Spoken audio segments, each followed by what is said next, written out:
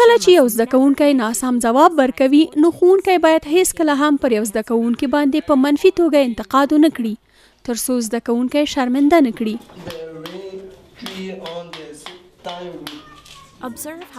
وګورئ چې ښوونکی څرنګه د زده کوونکي تېروتنه اصلاح کوي.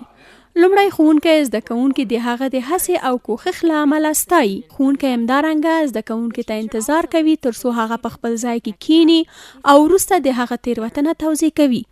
دریم دا چې ښوونکی له تېروتنو څخه د یوې ښوونیزې شیبې په توګه استفاده کوي.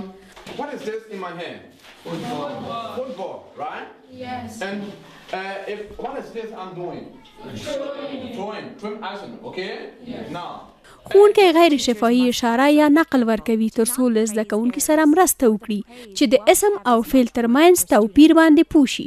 ښوونکی باید محتاط اوسیږي چې له تېروتنې څخه ستاینه ونه کړي او نه هم باید ستاینه د زده کوونکو لپاره بې ارزښته شي. دا ډول ستاینې کیدای شي حتی د ښوونکي توانایي او وړتیا بې اعتباره کړي.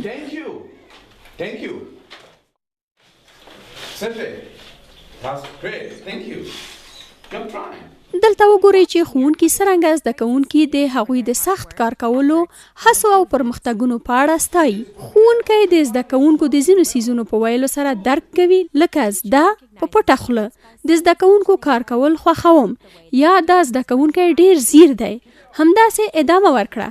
ښوونکی همدارنګه دوی هڅوي او دوی ته د هغوی پر بریا باندې باور ورکوي. متوجه شئ چې دا شفاهي ستاینې د منلو د ناشفاهي ستاینو له نښو سره هم مل دی. دا د خوښې وړ چال چلند د مثبتې پیاوړتیا یا مرستې بیلګې دي.